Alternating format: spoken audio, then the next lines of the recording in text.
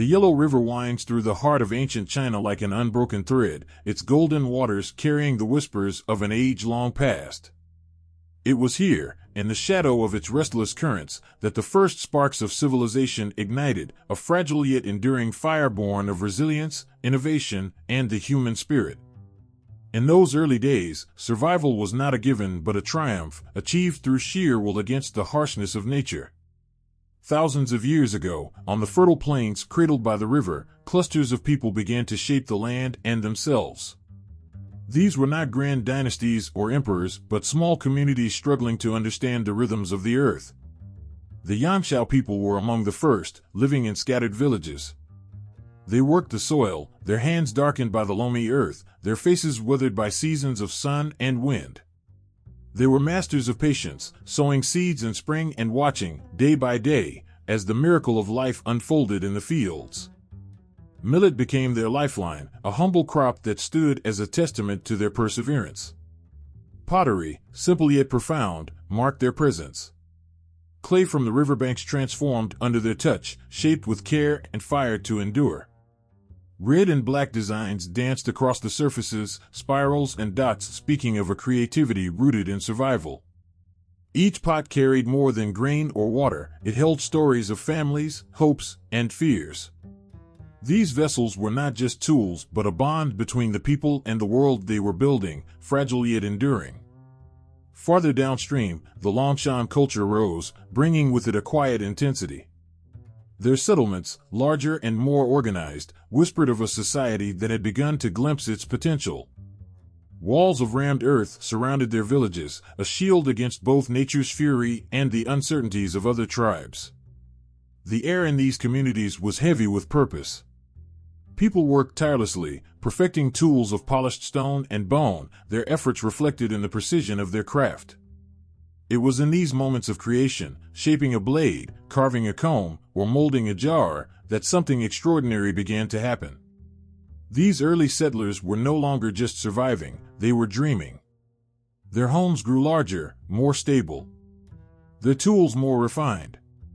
Their rituals more complex. The people of Longshan introduced the potter's wheel, a simple yet revolutionary invention that allowed for symmetry and speed. With this came a sense of pride, a step closer to mastery over their environment. The Yellow River, unpredictable and fierce, was both a giver of life and a bringer of destruction. Its floods came without warning, sweeping away fields, homes, and lives. Yet it was this same river that left behind fertile soil, rich and dark, perfect for farming. The people did not curse the river, they learned from it. They studied its moods, its ebbs and flows, and they adapted. This unyielding relationship with the river forged a resilience that would become the cornerstone of their civilization. Evenings in these ancient villages were moments of quiet reflection. Smoke curled from hearths, carrying the earthy scent of cooking fires. Elders spoke in low tones, their words weaving together the past and the future. Children, wide-eyed with curiosity, listened to stories of ancestors and spirits. The land was not just soil to them, it was sacred, alive with unseen forces. Every rock, tree, and stream held meaning, a connection to something larger than themselves. As the villages thrived, early social structures began to emerge. Leadership was informal at first, a respected elder, a skilled hunter, or a wise healer. Over time, these roles solidified.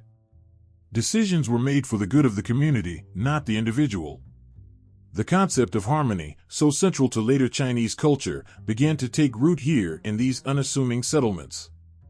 Life was a delicate balance, and survival required unity. The Yellow River's basin was not a land of plenty, but it was a land of promise. The seasons dictated everything, and the people responded with ingenuity. They dug ditches to channel water, built granaries to store their harvests, and studied the skies for signs of rain. Each success, no matter how small, was a victory, a step toward a life that was more than mere existence. The connection between these early communities and their environment was one of respect and reverence. They did not seek to conquer the land, but to live in rhythm with it. They listened to the songs of the birds, felt the changing winds, and learned to predict the river's whims. In this partnership with nature, they found their strength. As generations passed, these settlements became more than places to live, they became home. Clay walls sheltered families from the chill of winter winds. Firelight flickered against the rough-hewn ceilings, casting shadows that danced like spirits. The people carved patterns into the earth, planting seeds of both crops and dreams. From the chaos of their surroundings, they created order. From the harshness of the wild, they shaped a fragile but enduring civilization. This was a time of beginnings, when humanity stood on the edge of possibility. The people of Yangshao and Longshan did not know they were building the foundation of one of the world's greatest civilizations. They only knew the satisfaction of a full granary, the joy of a successful harvest, and the comfort of a warm hearth on a cold night. Yet their hands, rough from labor, carried the promise of the future. In the simplicity of their lives lay the seeds of greatness. The earth trembled as the mighty waters of the Yellow River raged, threatening to swallow the land and all who called it home. The people, desperate and frightened, looked to the heavens for salvation. Legends say a hero rose that day, a man named Yu, who would later be called Yu the Great. Armed with wisdom and unyielding determination, he did not fight the river with brute force. Instead, he worked with its currents, carving channels and paths that tamed its destructive power. This act of courage, selflessness, and ingenuity marked the birth of something larger than any single man. It was the beginning of a legacy, one that would echo through the ages. The Xia Dynasty, shrouded in the mist of myth and memory, stands at the crossroads of legend and history. Was it real? Did Yu the Great truly reign? Or are these tales the imaginings of ancient storytellers, passed down through generations to give meaning to the chaos of the past? The answers are buried in the earth and in the hearts of the people who carried these stories, each word polished like a stone in a river. For centuries, the Xia Dynasty existed only in whispers. It lived in the songs of elders, sung beneath starlit skies, and in the inscriptions on fragile bamboo strips. It was the dynasty that came before the Shang, the first chapter in China's story, or so it was said. Yet, without written records from its time, many doubted its existence. Scholars debated fiercely, their voices rising like the river itself. Was the Xia merely a myth created by the Zhou and Shang dynasties to legitimize their rule? Or was it the first step toward the great civilization that would rise from these lands? The oral traditions tell of Yu's great deeds and his founding of the Xia. His leadership was not born of conquest but of trust. He was a man who walked among the people, learning their struggles and sharing their burdens. The story goes that he spent 13 years battling the floodwaters, traveling from village to village, his body growing frail but his resolve never faltering. He passed his knowledge to his descendants, creating a line of kings who would rule with the same wisdom and strength, or so the tales would have us believe. Archaeology has added its own voice to the chorus.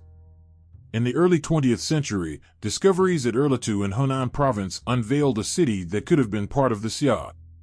The ruins revealed walls of rammed earth, tools of bronze, and the faint outlines of a society on the brink of complexity. Bronze vessels lay in the soil, their once glimmering surfaces now dulled by time. They spoke not in words but in their craftsmanship, hinting at rituals and ceremonies that demanded organization and hierarchy. The remains of palaces suggested leaders who were more than mere chieftains, perhaps they were kings. Yet, the artifacts remain silent about names and dates. There are no inscriptions to confirm Yu's existence, no proclamations of the Xia's glory. Still, the weight of what was found, the tools, the pottery, the bones, suggests a people reaching for something greater, building the first steps toward governance and structure. Could this have been the Xia? The question lingers like an unfinished melody. The Xia, as told in legend, was more than just a kingdom. It was a promise. The people who wove these tales into the fabric of their culture believed in the power of unity and wisdom. The Xia represented the idea that human ingenuity could conquer the wild, that order could rise from chaos. Yu's successors, the stories say, continued his work, laying the groundwork for irrigation systems and early farming techniques that would sustain generations. The river was no longer just a force to be feared. Under the Xia, it became a partner in the people's survival. The land it nourished gave rise to fields of millet and rice, feeding the growing population. Villages grew into towns, their boundaries marked by ditches and walls. The first seeds of governance sprouted here, where leaders emerged not as warriors but as guides, shaping their communities with laws and customs. It is said that Yu made a fateful decision before his death. Breaking the traditions of the past, he chose his son, Qi, to succeed him, marking the beginning of hereditary rule. Whether fact or legend, this moment signaled a shift, a move toward dynasties and the idea that power could be passed through bloodlines. It was a choice that would shape the course of Chinese history for millennia. The Xia's connection to bronze technology adds another layer to its mystique. Though the Shang Dynasty is celebrated for its mastery of bronze, the Xia may have sown the seeds. Early bronze tools and weapons found at Erlitou suggest a society beginning to understand the transformative power of metal. In the glow of their forges, they forged not just tools but a future, one in which human hands could reshape the world around them. The Xia Dynasty, whether real or imagined, remains a powerful symbol. Its tales of resilience and ingenuity are etched into the consciousness of a nation. Yu's story is not just about taming a river, it is about taming fear, about confronting the impossible and emerging victorious.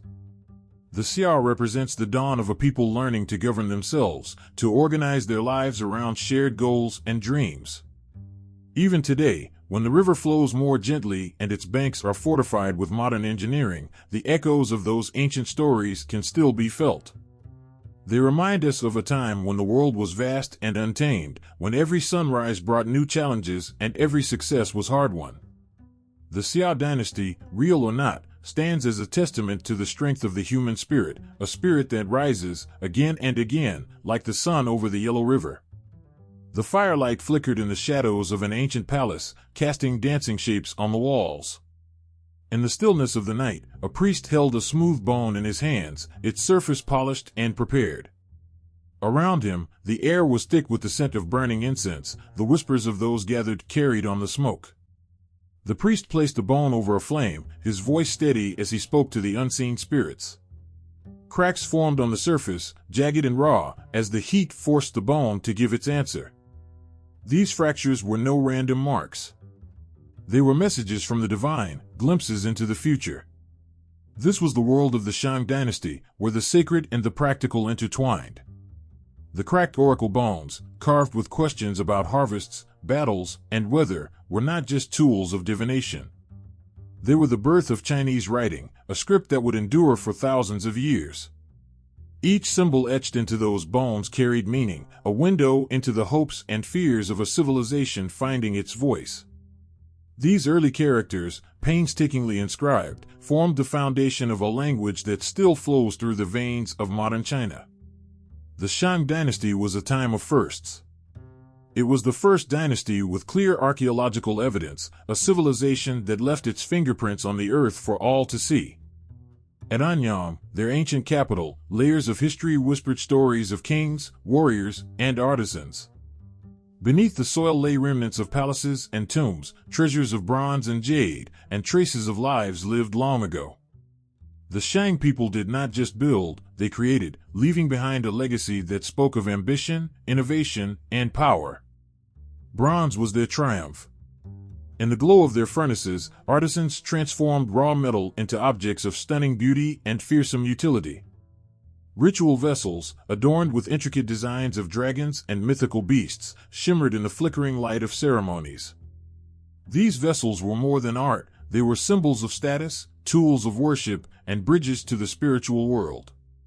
The Shang believed their ancestors held sway over the living, and these bronzes, filled with offerings, carried prayers to those who had gone before.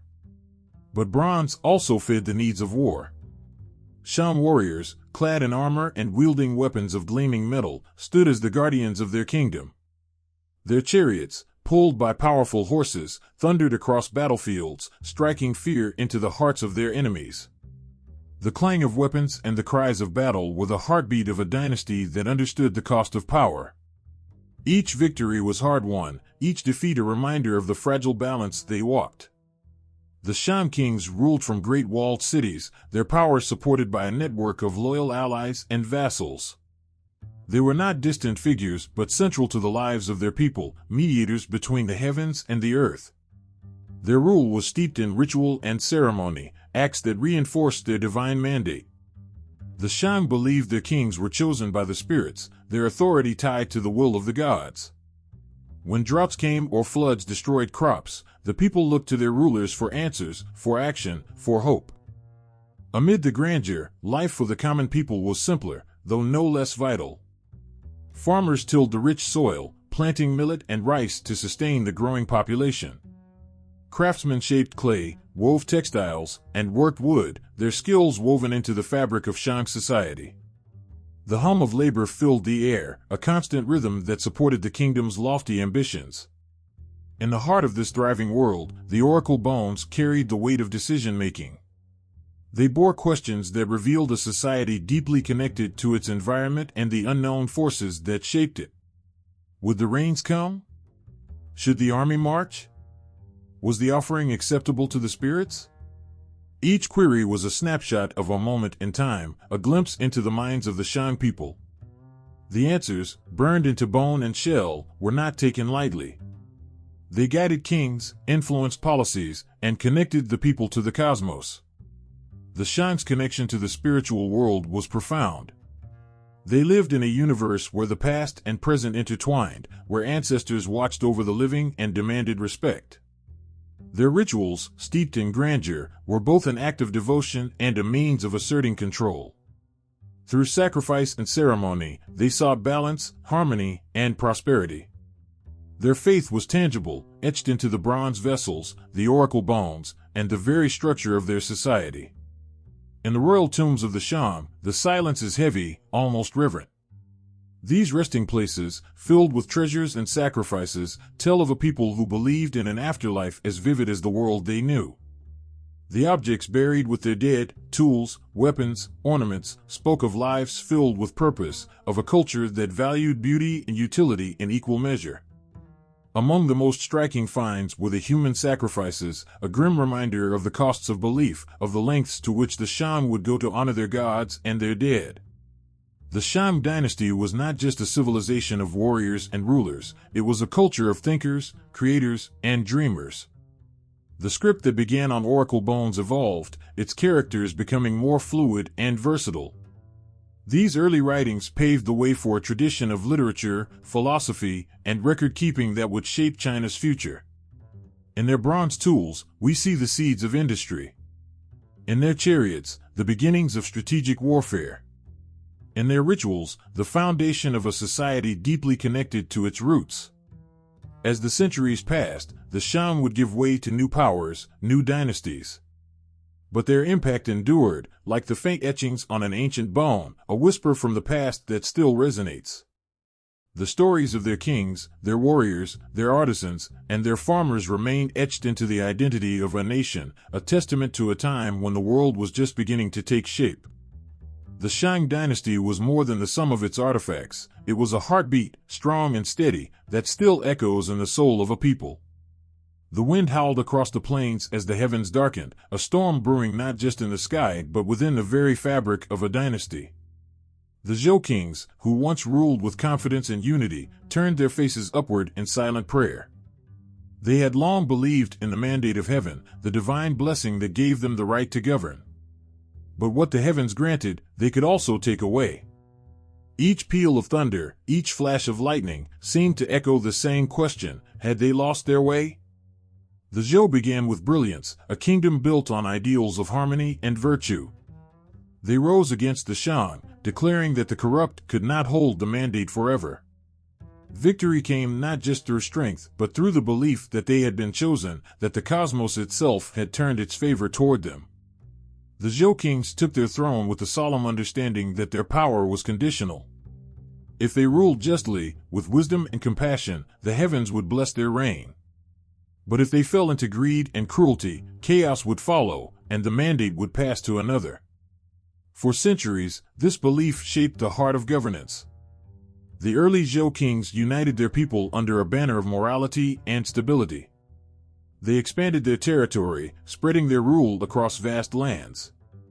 The feudal system they implemented allowed local lords to govern regions, each pledging loyalty to the king. At first, this unity was strong, like the interwoven fibers of silk, each thread supporting the whole. The Zhou's rule was a golden age, a time when the land flourished and its people prospered. But golden ages are fragile things, and even the mightiest silk can fray. The cracks began slowly, almost imperceptibly. As the generations passed, the feudal lords grew powerful, their loyalty to the Zhou crown thinning like morning mist. The bonds of unity unraveled into suspicion and ambition. One by one, the lords began to carve out their own domains, their loyalty shifting to themselves. What had once been a harmonious order fell into discord. The Warring States period erupted like a tempest, 7 kingdoms clashing in a brutal dance of power and survival. The land was no longer united but splintered into rival factions. The sound of swords clashing filled the air, the earth stained red with the struggles of men who had forgotten the lessons of harmony. Villages burned, crops were trampled, and the common people suffered as pawns in a game far beyond their control. The Zhou kings, once the center of power, became little more than figureheads, their influence waning with each passing year. Yet, even amidst the chaos, something extraordinary was happening. As swords swung and armies marched, the greatest minds of the age were shaping ideas that would outlast the turmoil. Confucius, a man of humble origins, stood before his students and spoke of a world that could be mended. He saw the brokenness of his time, but dreamed of a return to virtue, to order. His words were not commands, but lessons, spoken with the warmth of a teacher who believes in his students' potential. A ruler who governs with virtue, he said, is like the North Star, steady and unmoving, with all others turning toward it. Confucius believed in the strength of relationships, the bond between parent and child, ruler and subject, friend and friend. To him, these bonds were the threads that could weave a torn society back together. His teaching spread, carried by disciples who believed in his vision. Even as wars raged, his ideas took root, offering hope for a better future. In the mountains, where the world seemed to fade into mist, Laozi sat quietly, watching the flow of a river. To him, the river was life itself, a constant yet gentle force. He saw wisdom not in striving but in yielding, not in control but in harmony with nature. The greatest virtue, he wrote, is like water. It nourishes all things without striving. His philosophy, later known as Daoism, offered solace to those weary of conflict, an invitation to find peace within themselves even as the world burned around them. But Confucius and Laozi were not alone. The Zhou era became a cauldron of ideas, bubbling with the voices of countless philosophers and schools of thought. The 100 schools of thought emerged, each offering a path forward, each voice unique yet tied to the same question: how do we live well in a broken world? Some, like Mozi, preached universal love, urging people to cast aside selfishness and care for all as they would their own families. Others, like the legalists, took a harsher view, believing that humanity's flaws could only be controlled through strict laws and unyielding discipline. These voices clashed as fiercely as the armies on the battlefield, yet together they formed a chorus of wisdom that would shape China's soul for centuries. The Zhou Dynasty, though fractured, became the birthplace of ideas that reached beyond its time. Each philosopher, each teaching, was like a lantern lit in the darkness, illuminating paths forward. They did not erase the pain of war or the loss of unity, but they gave meaning to the struggle. Through their words and visions, the people of this chaotic age found a measure of clarity. As the wars dragged on, the Zhou kings clung to their throne, their power a shadow of what it once was.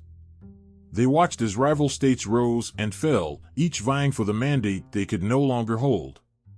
But the mandate, as always, was not just a matter of strength, it was a test of virtue, a reflection of the people's hearts. And so, the Zhou dynasty left its mark not through the battles it won or the lands it ruled, but through the ideals it birthed. Its story is one of brilliance and decay, of unity and fragmentation, of a time when the heavens seemed both near and distant. Yet, even in its darkest moments, the light of its ideas continued to burn, a flame that refused to be extinguished. The air was heavy with the sound of marching feet. Thousands of soldiers moved as one, their armor glinting in the pale sunlight. Behind them, their leader, a man of unshakable will, stood atop his chariot. His eyes, sharp and unyielding, surveyed the land that stretched before him. This was a land that had known centuries of chaos and division.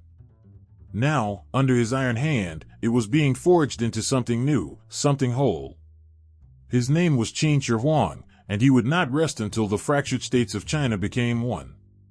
Qin Huang's rise to power was not an accident, nor was it gentle. He inherited a world torn apart by war, the remnants of the warring states period still fresh in the minds of all who lived through it. The states fought endlessly, like siblings vying for a crown too heavy for any one of them. But Qin Huang did not see chaos, he saw opportunity. He saw a vision of unity where others saw only division. He would carve a nation out of discord, no matter the cost. The unification of China was not achieved through diplomacy or kindness. It was forged in fire and blood. Qin Huang's armies swept across the land like an unstoppable tide, crushing resistance with precision and ruthless efficiency. Walls that once protected rival states crumbled before them, and the borders that divided the people were erased. Where once there were 7 warring states, now there was one empire. But conquering the land was only the beginning.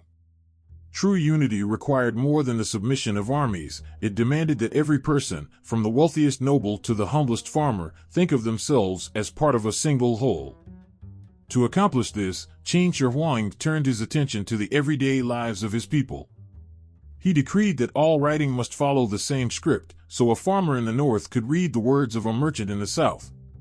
He standardized weights and measures, so a bolt of silk was the same length in every market, and a cart's axle fit every road.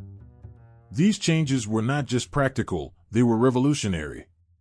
For the first time, the sprawling land of China moved to the same rhythm, spoke in the same voice, and measured its world in the same way. The chaos of individuality was replaced with the precision of uniformity, and the empire began to breathe as one. Yet unity came at a cost, and that cost was steep. Qin Huang was a ruler who demanded absolute control. His vision of order allowed no room for dissent. He burned books that challenged his authority, silencing the voices of scholars who dared to question his rule. History, philosophy, poetry, entire libraries were reduced to ash, their wisdom lost to the flames. For those who opposed him, there was no mercy. Their voices, like their writings, were snuffed out, leaving behind only silence. Amidst this silence, Qin Huang's ambitions grew. He looked to the northern borders of his empire, where nomadic tribes threatened the fragile unity he had built. To protect his people, he ordered the construction of a wall, a barrier that would stretch across mountains and deserts, a testament to the power of his reign. Thousands of laborers toiled under the sun, their hands raw from the work, their bodies breaking under the strain. They carried stones as heavy as the emperor's dreams, stacking them one atop the other until the wall rose like a great serpent across the land. The Great Wall was more than a fortification, it was a symbol. It was a reminder to his enemies that China was no longer a collection of weak, divided states. It was a single, unified force, and it would stand strong against any who dared to challenge it. But for the laborers who died building it, and the families they left behind, the wall was a graveyard, each stone heavy with sacrifice. As the wall grew, so too did Qin Huang's obsession with immortality. He had conquered the land, unified its people, and shaped its future, but he could not escape the shadow of his own mortality. Determined to cheat death, he ordered the construction of a tomb that would house him for eternity. It was no ordinary tomb, it was a world unto itself, hidden beneath the earth. Inside, an army of terracotta warriors stood in silent formation, each one unique, each one crafted with care.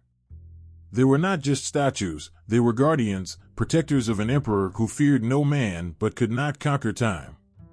The terracotta army was a marvel, a testament to the grandeur and ambition of Qin Huang's reign. Each warrior bore the face of an individual, their expressions frozen in determination. They held weapons of bronze, their stances ready for battle, as if they might spring to life at any moment. Surrounding them were chariots, horses, and even musicians, a complete vision of the emperor's empire recreated in clay. Yet, for all their beauty and power, the terracotta warriors could not save Qin Shi Huang. He died as all men do, his body mortal despite his dreams of eternity. His death brought the fall of the dynasty he had built, the empire he had unified splintering once more into chaos. But the legacy of his reign endured, etched into the stones of the Great Wall, carved into the faces of the terracotta army, and written into the hearts of a people who had been forever changed. Qin Shi Huang's rule was harsh, his methods unforgiving. But he had done what no one before him could. He had taken a land fractured by centuries of division and turned it into a single, unified empire. The cost was great, the sacrifices many, but the foundation he laid would endure for generations. His was a reign of ambition and contradiction, of brilliance and brutality, of unity forged in the crucible of relentless determination. A lone merchant stood at the edge of a vast desert, his silhouette etched against the rising sun. Before him stretched the Silk Road, a lifeline of trade and connection that wound through mountains, deserts, and valleys, linking worlds that once seemed destined to remain apart. The road carried more than silk, jade, and spices. It carried whispers of distant lands, stories of strange and wondrous people, and the promise of a world wider than any had dared to dream. It was the Han Dynasty that opened this gateway, an era that would shine like a lantern in the history of China. The Han Dynasty rose from the ashes of chaos, where the cruelty of the Qin had left scars upon the land and its people. From this turmoil emerged a new dynasty, one that sought not only to rule but to heal. Its rulers understood the power of stability, of trust, and of ideals. The Han became more than a dynasty, it became a golden age, a time when the land flourished, and its people found their rhythm again. The Silk Road was the artery of this golden age, carrying not just goods but the lifeblood of ideas and culture. It was more than a route, it was a connection between the East and West. Caravans laden with bolts of shimmering silk made their way westward, where the fabric was prized as a treasure fit for emperors and kings. In return, they brought back horses, glassware, and grapes, things that were once unimaginable to the Chinese people. Yet the road was fraught with danger. Bandits lurked in the shadows of the mountains, and the blistering sands of the desert could swallow a man whole. Merchants braved these perils, driven not only by profit but by the promise of discovery. At each trading post, they exchanged stories with travelers from faraway lands, of the Parthians, the Romans, and the peoples of India. For the first time, China's horizons expanded beyond its borders, its people no longer bound by the mountains and rivers that cradled their civilization. But the Silk Road was only one thread in the tapestry of the Han Dynasty. At home, the people witnessed wonders of science and technology that seemed almost magical. The seismograph, an elegant contraption of bronze, could detect earthquakes before they struck, its carved dragons releasing a ball to signal the direction of the tremor. This invention saved countless lives, a testament to the ingenuity of Han scholars. The sundial and water clock brought precision to the flow of time, while advancements in medicine, such as acupuncture, brought relief to the sick and suffering. The farmers, too, saw their lives transformed. The invention of the wheelbarrow lightened their burdens, while the iron plow turned the earth with an ease that had never been known before. These innovations, though simple, spoke of a dynasty that cared for the hands that fed it, ensuring that the fields yielded abundance and the granaries were full. Above all, the Han Dynasty was a time when ideas blossomed.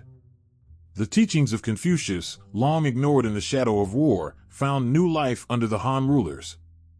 Confucianism became more than a philosophy, it became the soul of governance.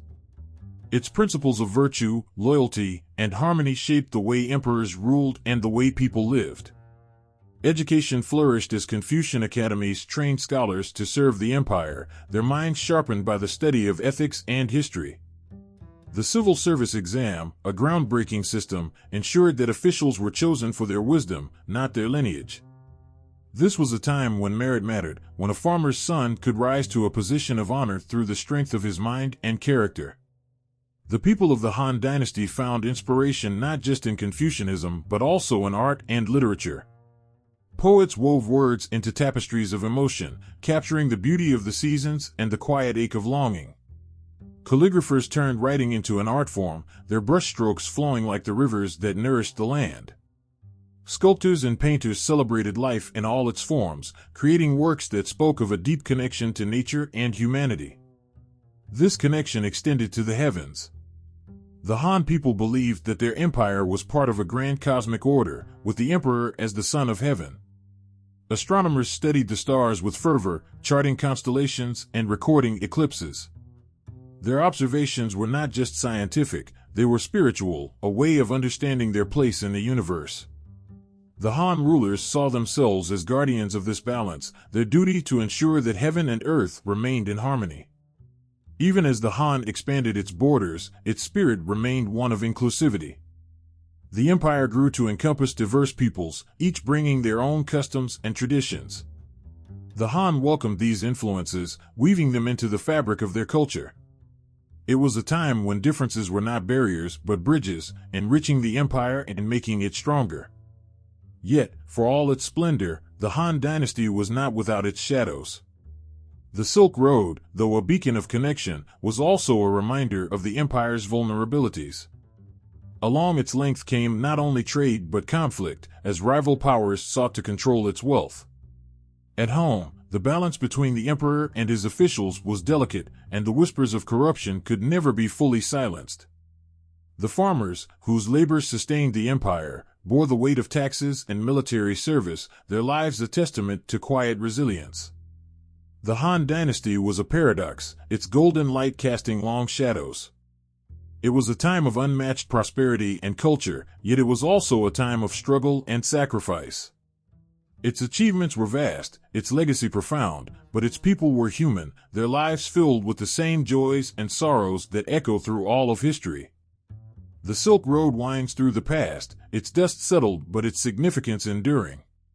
The inventions of the Han, from their tools to their ideas, remain part of the foundation upon which later generations built. And the teachings of Confucius, enshrined by the Han, continue to resonate, a reminder that virtue and wisdom are timeless. In the golden glow of the Han Dynasty, China found not only unity but also its voice, a voice that spoke of harmony, of learning, and of hope. The moon hung low over the battlefield, casting a cold, pale light on the fallen. Swords lay abandoned in the mud, banners torn and bloodied. In the distance, the clatter of armor broke the silence as weary soldiers retreated into the shadows of the night. This was not the peace and unity that once defined the Han Dynasty. This was a land splintered into chaos, where warlords vied for dominance and alliances were as fragile as the autumn leaves. It was a time of heroes and villains, of cunning strategies and tragic betrayals, a time when the fate of China hung in the balance. The fall of the Han was not sudden but inevitable, like a mighty tree slowly succumbing to rot from within. Corruption seeped through the empire's veins, officials grew greedy, and the people suffered. Rebellions flared across the countryside, the yellow turbans rising like a storm, their cries for justice shaking the foundations of the once great dynasty. The emperor, a mere figurehead, watched helplessly as power slipped from his hands into those of ambitious warlords. Amid the collapse, three figures emerged, each with a vision of what the future should hold. Cao Cao, brilliant yet ruthless, wielded strategy like a blade, carving his path to power through wit and blood. Sun Quan, a steadfast leader, fortified his stronghold in the south, building a legacy on the strength of his people. And Liu Bei, the noble yet often idealistic leader, carried the weight of restoring the Han Dynasty on his shoulders, his heart beating with loyalty and virtue. The era of the Three Kingdoms was born, a time where the line between heroism and ambition blurred. Battles erupted like storms across the land. At Guandu, Cao Cao outmaneuvered his rival Yuan Shao, his cunning proving more potent than brute force. At Red Cliffs, the waters themselves seemed to rise against Cao Cao's fleet, as Sun Quan and Liu Bei's combined forces set the river ablaze. These battles were not just struggles for land, they were clashes of will, moments when strategy became an art form and bravery shone in the darkest hours. But war is not glorious for those who bear its weight. Soldiers marched for days, their feet blistered, their stomachs empty. Mothers waited for sons who would never return. Fields once rich with crops lay barren, trampled under the boots of countless armies. The land that had thrived under the Han's golden age now wept under the strain of unending conflict. Even in this chaos, tales of loyalty and friendship endured, capturing the hearts of generations. Liu Bei, Guan Yu, and Zhang Fei, bound by an oath sworn in a peach garden, became a symbol of brotherhood. They vowed to live and die together, their loyalty as unyielding as the mountains. Their bond inspired countless stories, their names whispered with reverence by those who yearned for unity in a fractured world. And then there was Zhuge Liang, a mind so brilliant it seemed otherworldly. As Liu Bei's strategist, he wielded knowledge as a weapon, his plans so intricate that they turned the tide of battles before a single sword was drawn. His reputation grew with every victory, his wisdom and resourcefulness making him a legend even in his own time. Yet, for all his genius, even he could not hold back the tide of disunion forever. The romance of the Three Kingdoms immortalized this era, weaving history with myth to create a tapestry of human emotion and struggle. Its tales of valor and treachery brought the battlefield to life, each character more vivid than the last. It was not just a story of war, it was a story of humanity, of the flaws and strengths that define us. Cao Cao's ambition, Liu Bei's idealism, Sun Quan's pragmatism, each leader carried the weight of their choices, their triumphs stained with the cost of lives and dreams. The land, meanwhile, bore the scars of this endless struggle. Roads crumbled, and bridges fell into disrepair, cutting off villages from the lifelines of trade and communication. Markets once bustling with merchants stood empty, their stalls gathering dust. Famine stalked the countryside, and sickness claimed those already weakened by hardship. The cultural achievements of the Han seemed like distant memories, their beauty overshadowed by the ugliness of survival. Yet, even in the darkest moments, the human spirit found ways to endure. Farmers toiled to coax life from barren soil, their resilience a quiet defiance against the chaos around them. Artists and scholars continued to create, their works offering solace and reminding people of the beauty that still existed. Communities banded together, finding strength in each other as the world around them crumbled. For every act of destruction, there were small acts of creation. Songs were sung by campfires, their melodies carrying hope to the weary. Poems were etched onto scraps of paper, words flowing like rivers through the hearts of those who read them. These fragments of culture, fragile yet unyielding, became lifelines for people desperate to remember who they were. As the years passed, the lines between the three kingdoms blurred. Alliances shifted, territories changed hands, and the dream of a united empire seemed ever more distant. The land itself seemed tired, as if it, too, yearned for peace. Yet the stories of this era, of its heroes and their struggles, lived on, a reminder that even in the darkest times, there is light to be found in courage, loyalty, and the will to survive. The city was alive with color and sound, a masterpiece painted across the canvas of the earth. Chang'an, the heart of the Tang Dynasty, stretched as far as the eye could see, a bustling metropolis where merchants, scholars, and travelers from distant lands converged.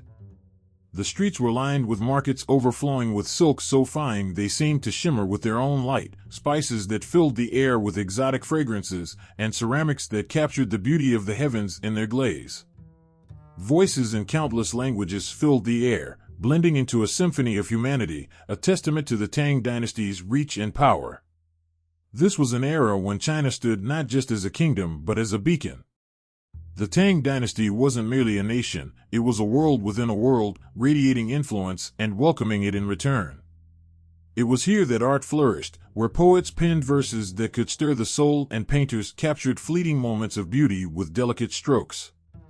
Here, the spiritual and the earthly danced together, as Buddhism, with its profound teachings and serene imagery, wove itself into the fabric of daily life. The dynasty's strength lay in the vision of its early emperors, who built a foundation of stability and prosperity. They fostered trade, opening their borders to the Silk Road that carried goods and ideas across continents. From India came Buddhist monks, their teachings spreading peace and enlightenment. From Persia came musicians and dancers, their performances infusing the court with the rhythms of faraway lands. Chang'an became the world's grandest city, its gates a threshold between cultures. In the temples, the scent of incense lingered as monks chanted sutras, their voices rising like the smoke that curled toward the heavens. Buddhism blossomed here, inspiring breathtaking works of art and architecture. The caves of Dunhuang, carved into cliffs by devoted hands, became sanctuaries of light and color, their walls adorned with murals that told the stories of the Buddha's life and teachings. These paintings, intricate and vibrant, reflected not only faith but the boundless creativity of the Tang people. The court, too, reveled in this age of splendor. Tang emperors surrounded themselves with scholars, artists, and musicians, their palaces echoing with the sounds of guzheng strings and the rustle of silk. One of the greatest poets, Li Bai, wandered these halls, his words capturing the grandeur of the empire and the fragility of the human experience. His verses, like strokes of a calligraphy brush, evoked the fleeting beauty of moonlight on water, the longing of a traveler gazing at the distant mountains. Yet, for all its beauty and brilliance, the Tang Dynasty was not untouched by shadows. Beneath the glittering surface, tension simmered, like cracks forming in a flawless vase. The Enlushan rebellion would be the turning point, a devastating blow to the empire that had seemed invincible. Enlushan, a trusted general, turned his forces against the Tang, plunging the nation into chaos. Cities burned, lives were shattered, and the Golden Age began to waver. The rebellion left scars that no amount of time could fully erase. The court, once a place of unity and strength, became plagued by mistrust. The land, once thriving and abundant, bore the marks of war. And yet, even in decline, the Tang Dynasty's spirit endured. Its poetry, its art, its music, all of it remained, a legacy that whispered of what once was and what could still be. The Tang Dynasty was a moment in time when humanity reached for the stars and, for a while, seemed to touch them. Its fall was a reminder of the fragility of greatness, but its legacy is eternal, carried in the verses of poets, the brushstrokes of artists, and the hearts of those who remember. The streets of Chang'an may now be silent, but their echoes linger, a melody that refuses to fade. The hum of life in Kaifeng was unrelenting, a symphony of progress and ambition. Streets thronged with merchants showcasing their wares, delicate porcelain that gleamed in the sunlight, bolts of silk so fine they slipped through fingers like water, and inkstones waiting to capture a scholar's thoughts. Along the canals, boats glided past, their hulls heavy with cargo from distant provinces, their captains shouting in accents shaped by faraway mountains and rivers. Above it all, the air was charged with something intangible, a sense that the world was changing, that the ordinary had become extraordinary. In the workshops of this thriving city, sparks flew as artisans perfected their crafts. Black powder, a curious mixture of saltpeter, sulfur, and charcoal, transformed from an alchemist's curiosity into a tool that would reshape warfare and beyond. With it, the first rudimentary explosives and rockets emerged, their fiery trails marking the skies with the promise of a future no one could yet fully comprehend. Nearby, in another part of the city, wooden blocks were carefully inked and pressed onto paper. Printing, once a painstaking process of copying by hand, now flourished with astonishing speed. Words flowed freely, leaping from page to page, carrying stories, ideas, and knowledge across the empire. Books once reserved for the elite found their way into the hands of merchants and farmers. Education was no longer the privilege of the few but the hope of the many. Far to the south, mariners studied the stars and the waters beneath them. In their hands, the compass, a humble instrument with a needle that pointed north, became a talisman of discovery. It guided them across the seas, opening new routes for trade and exploration. The Shang Dynasty's mastery of navigation stretched the horizons of possibility, connecting China to lands so distant they seemed like dreams made real. Yet, amid this whirlwind of invention, the heart of the Shang Dynasty beat strongest in its scholars. The civil service exam system, reformed and elevated, became the ladder by which ambition climbed. Thousands of men, from every corner of the empire, sat hunched over their desks, their brushes gliding across paper as they poured their minds into essays. They wrote of Confucian virtues, of harmony and order, of loyalty to the emperor and service to the people. Those who succeeded were more than bureaucrats, they were the soul of a government that prided itself on merit over birth. In their quiet rooms, scholars debated the teachings of ancient sages, breathing new life into Confucianism. They questioned, refined, and reinterpreted, giving rise to Neo-Confucianism, a philosophy that sought to merge moral clarity with practical governance. It was a belief system that demanded introspection and righteousness, not just in the halls of power but in the everyday lives of citizens. It spread like fire, igniting minds and shaping a society that valued knowledge as much as wealth. But prosperity did not come without peril. To the north, the Liao and Jin peoples watched the Song's riches with hungry eyes. Their armies, swift and unrelenting, pressed against the borders, testing the mettle of an empire accustomed to peace. The Song, though formidable in culture and intellect, struggled to match the martial prowess of its adversaries. Concessions were made, treaties signed, and gold flowed northward in tribute, a stark reminder of the cost of survival. And then there was the shadow on the horizon, the Mongols. Fierce, unyielding, and united under a vision of conquest, they swept across the steppes like a storm. Whispers of their advance filled the streets, their name carried on the wind like a warning. The Song, with all its brilliance, faced a challenge unlike any before. Armies clashed, cities fell, and the weight of the Mongol threat grew heavier with each passing year. Yet, even as conflict loomed, the spirit of the Song people never wavered. Families gathered by lamplight to read the poetry of Su Shi, whose verses spoke of resilience and hope. Artists painted misty landscapes that seemed to stretch beyond time, their beauty a refuge from the turmoil outside. In the markets, children laughed as they chased paper kites, their joy undimmed by the hardships of an empire on edge. The Shang Dynasty was a paradox, a time of peace and innovation shadowed by the constant threat of war. It was an era that proved humanity's capacity to adapt, to create, and to endure. Through the ebb and flow of triumphs and trials, the Song people left behind a legacy of ingenuity and determination, etched not only in the annals of history but in the hearts of those who lived it. The sky was dark with the smoke of burning cities, the earth trembling under the hooves of thousands of Mongol horses. The air was thick with the clash of steel and the cries of those who fell before the unstoppable force that was Genghis Khan and his army. It was a force of nature, moving across the world like a storm, leaving destruction and fear in its wake. No empire, no fortress, no people seemed safe from the Mongols' fury. At the head of it all was Genghis Khan, a man whose name would echo for centuries. His eyes, sharp and unyielding, had seen a world torn by betrayal and broken promises. From the frozen steppes of Mongolia, he had risen, uniting warring tribes under his banner with a vision as vast and fierce as the land he came from. His mission was simple: to conquer, to expand, and to leave a mark on the world that no one could ever erase. And conquer he did. The Mongol invasion swept through the gates of China like a tidal wave, smashing through the walls of the Qing Dynasty and the Song, forcing the once proud empire into submission. Whole cities fell before them, their people either slaughtered or carried off to serve the Mongol Empire. The blood of thousands stained the earth, and the Mongol flag, bearing the emblem of a unified, unstoppable force, flapped proudly in the winds over lands that had once been the heart of Chinese civilization. But Genghis Khan was not content to merely rule.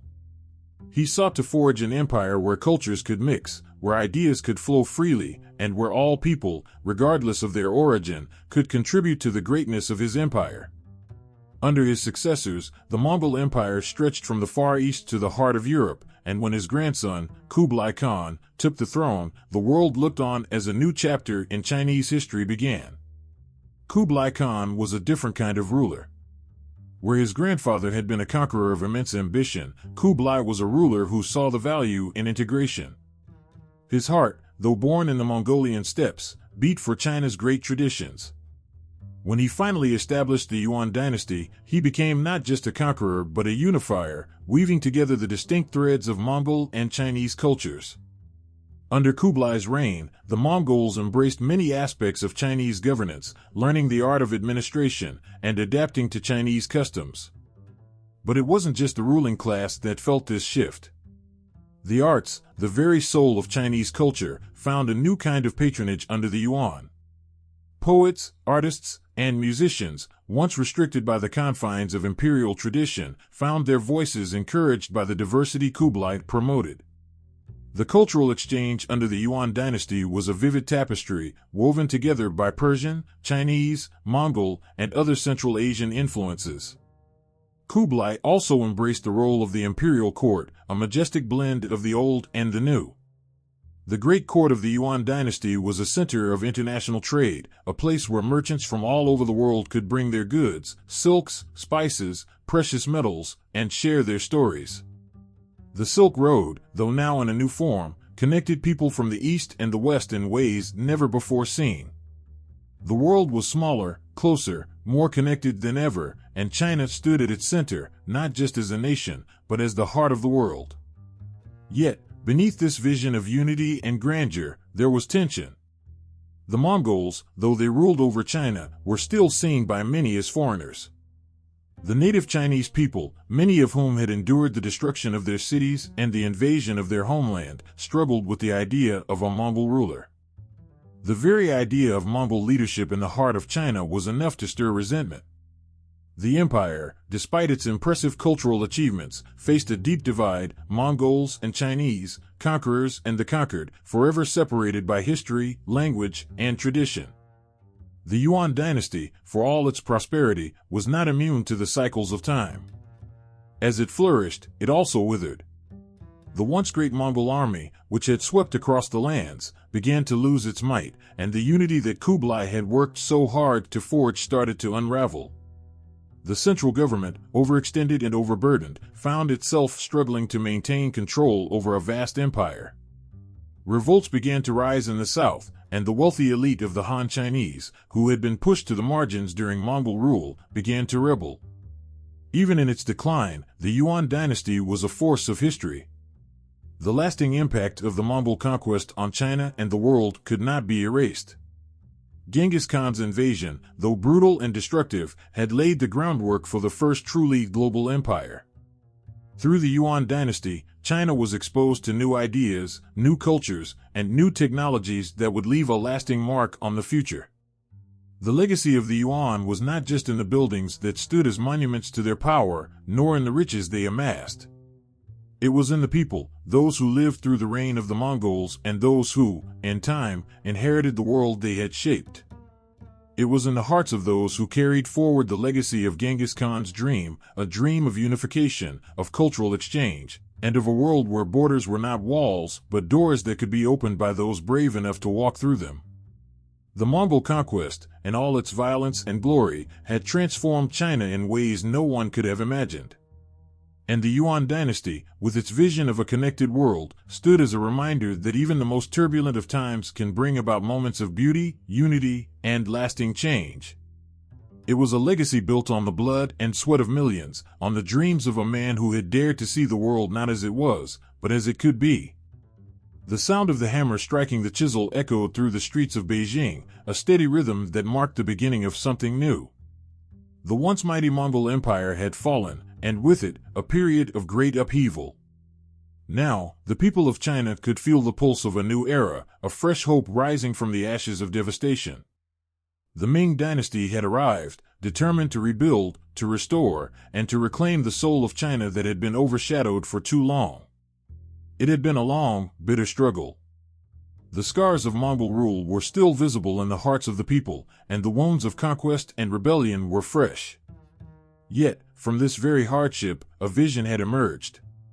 The Ming rulers were not just rebuilding walls and cities, they were rebuilding a nation, a culture, a dream that would once again shine brightly in the world. They wanted to remind the people of China who they were, the heirs of an ancient and glorious civilization. The first task was to reclaim the very heart of the empire. The Forbidden City, a place of majesty and mystery, began to rise at the center of Beijing. It was more than just a palace, it was a symbol of the strength and unity that the Ming Dynasty aspired to. As the walls took shape, so too did a new vision of China, one that would assert its power, its culture, and its destiny. Inside those walls, emperors would reign, and outside, the people would look to the future with newfound hope. But the Ming were not content with simply rebuilding their own land. Their vision stretched far beyond the Great Wall. In the early 15th century, under the leadership of Emperor Yongle, a remarkable man named Zheng He set out on voyages that would redefine the way the world saw China. Zheng He was no ordinary sailor. With his fleet of colossal ships, he sailed far beyond the familiar waters of the East, across the vast expanse of the Indian Ocean, reaching the shores of Africa, the Middle East, and beyond. Zheng He's voyages were not driven by conquest or war. Instead, they were a journey of diplomacy, exploration, and connection. His mission was to bring the message of China's might, wisdom, and cultural richness to distant lands, but also to understand the world outside of China's borders. He sailed to cities and kingdoms that had never before heard the name China, bearing gifts and messages of peace, while opening the doors to trade and cultural exchange. In those faraway places, the sight of Zheng He's massive ships was enough to make the earth tremble beneath their towering masts. They were symbols of China's power, but also of its generosity and curiosity. The world, in its vastness, seemed smaller now, and the boundaries between peoples, once so rigid, began to blur. These voyages became the threads that connected distant cultures, exchanging not just goods, but ideas, philosophies, and stories. For a time, the Ming Dynasty seemed to be the center of a vibrant global network, a kingdom with open arms, welcoming the world into its embrace. Yet, despite the far-reaching success of Zheng He's expeditions, there was something that remained painfully out of reach: the political tension and the unrest that lay at the heart of China itself.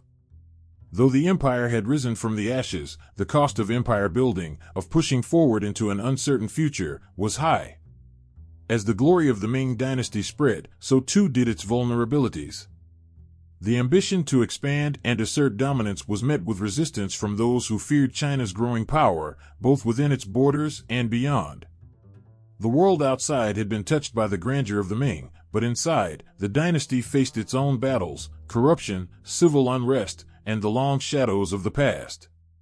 Despite the challenges, the Ming Dynasty reached its cultural zenith. The Forbidden City stood as a testament to the empire's grandeur, its walls enclosing not just the emperor but an entire world of art, science, and thought. It was here that scholars and poets could walk the halls, where the rich traditions of Chinese painting, ceramics, and philosophy would flourish. The reign of the Ming also saw the construction of some of China's most iconic symbols: its porcelain, its art, its architecture, each piece imbued with the weight of centuries of tradition, yet colored by the vision of a new world. But even as the lights of this golden age seemed to burn the brightest, the winds of change were stirring. Inside the Forbidden City, whispers of tension filled the air. The rulers who had once been so strong found themselves at odds with the very people they had sworn to protect. The rulers of the Ming Dynasty, whose ships had sailed to far lands, were now battling against the discontent that rose within their own walls. And as the empire stretched too far, too thin, the once unshakable foundation began to crack. Though the grandeur of the Ming might have been fleeting, its impact on the world was undeniable. The cultural revival it brought to China continued to echo through history.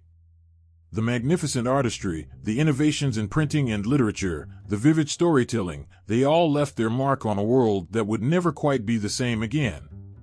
The Ming Dynasty may have passed, but its legacy was forever engraved in the pages of history. Zheng He's ships no longer sailed the seas, and the Forbidden City, once filled with the bustle of emperors and courtiers, grew quiet with time. Yet, the ambition, the bravery, and the relentless pursuit of greatness that defined the Ming Dynasty lived on. Their efforts to restore China, to push beyond the boundaries of what was known, and to connect the world in ways never before seen, had reshaped not only the empire but the world around it. Even as time passed, those echoes of greatness would stir hearts and imaginations, reminding everyone that China's story, like the tides of the ocean, was far from over.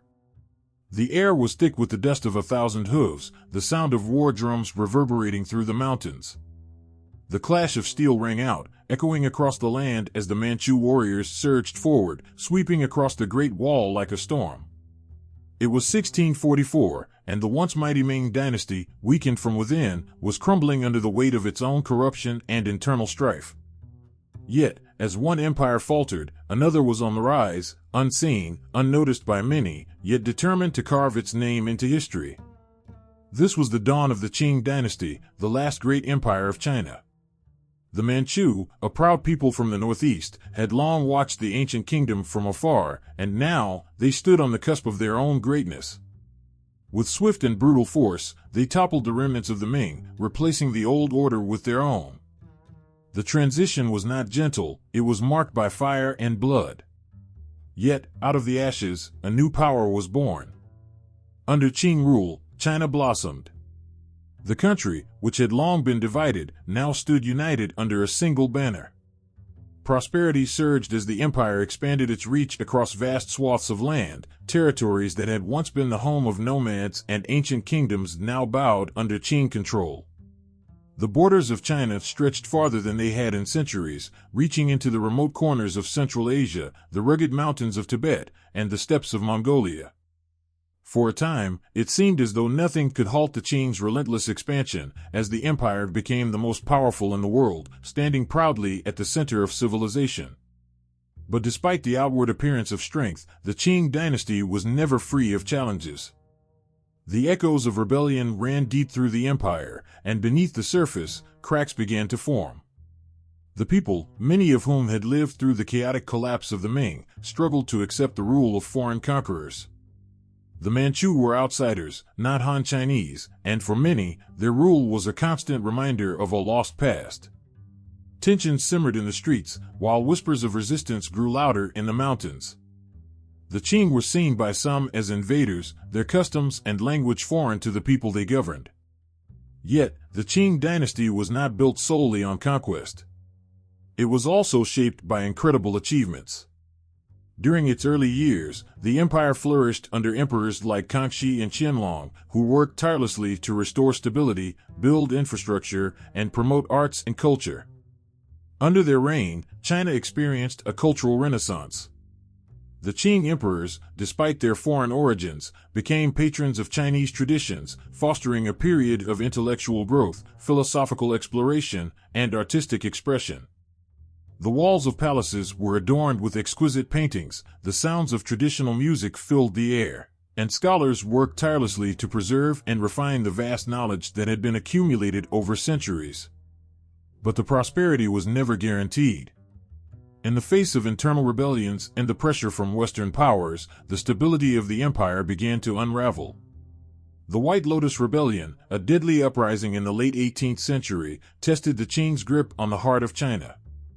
As peasant uprisings and banditry spread like wildfire, the imperial government found itself stretched thin, struggling to maintain control over a population that was increasingly restless and dissatisfied. The Qing had been in power for over 200 years, yet the winds of change were blowing stronger than ever.